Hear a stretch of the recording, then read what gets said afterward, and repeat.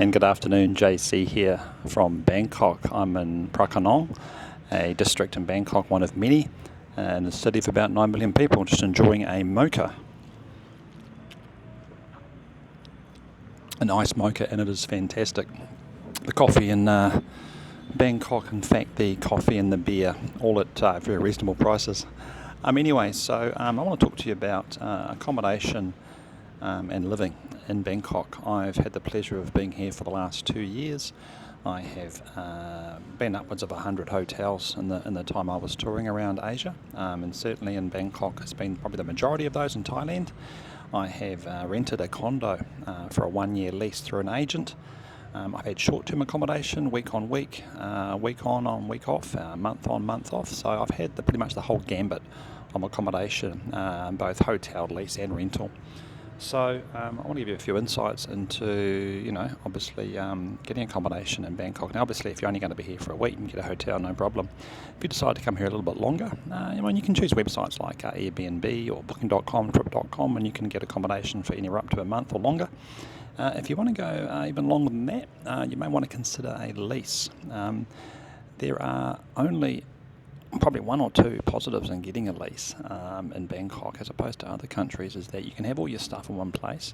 You can have quite a lot of stuff, obviously. You can't move around, 3 cubic meters of stuff from hotel to hotel if you're going to be hotel jumping in Bangkok or anywhere in Southeast Asia. So the benefits of having a lease, a long-term lease for 6 months or 12 months, and they do shorter-term leases, but generally speaking, 12 months is the norm, 6 months on occasion, is that you have that comfort of having a place where you can have all your stuff, you can have all your clothes and computer gear and all that kind of thing. I tend to travel light. I did 1 year in a lease. I paid 32,000 baht for a 2-bedroom, 2-bathroom condo, which was overpriced. I didn't need that big a place. But me and my partner spent a year there. I was going to and from New Zealand at the time, probably spent about 4 months of the 12 months actually in the condo during that year. That lease came up last year, about a month ago, came up and it expired. The hotels are so cheap in Bangkok, and you can basically have them for a month or longer by arrangement, maybe 3 months. They clean your room, you get free Wi-Fi, you don't pay for power, you don't pay for water, and there's restaurants, sometimes there's pools and cafes, bars, there's all that kind of thing. So we're actually in a hotel now for the last, we're going to spend 5 nights there, and we're paying $30 NZ or 15 British pounds a night, and it's pretty good. It's not a hostel. I don't want to stay in a hostel or a shared dormitory. It's a proper hotel with a separate bathroom, obviously. It's got facilities. This particular one you can't have room service, but some have room service for $30 a night. You can spend up to $250, $300 plus for a 5-star. This is a 3-star. So 3 to 4 star, fantastic, and well under $80 a night. So if you plan on staying in Bangkok for more than a week, I suggest you just book a great hotel. I can help you with those. I know all the different areas. I've got a long list of hotels that I can show you. You don't get a chance to check out the hotel, generally speaking, before you visit. Obviously, you don't want to be traveling all over Bangkok and checking into hotels and asking them to look at the room. Often you'll go off the photos off the website, and they look fantastic. You often get there and they're like, oh crap, this is not what I signed up for, but you've already booked a week, you're stuck. You're either prepaid or you have to pay. You can't just change your mind. You can't cancel last minute. So I can help you avoid some of those pitfalls when you're booking short term, just for a few days a week, even a month in a hotel. I can give you the inside running on what to look out for and what not to look out for. We had a hotel recently, it was near Koson Road, Khasaun, Koson Road. Khaosun, anyway, Koson Road, and it was 5 floors, and we're on the 4th floor, and guess what? It didn't have an elevator. What hotel have you been to that hasn't got an elevator? So we had to go up and down 4 floors, which is a first for me. And I didn't realise that. I didn't even think to ask. All hotels have elevators. The thing I found with the cheaper hotels is not only, you don't get a rooftop bar, you may not get a restaurant, you won't get room service. That's fine with a 3 or 4 star. Often the hotels are older. The walls can be thin. There can be a little bit more noise. They are maybe closer to noisy areas, hence a little bit cheaper.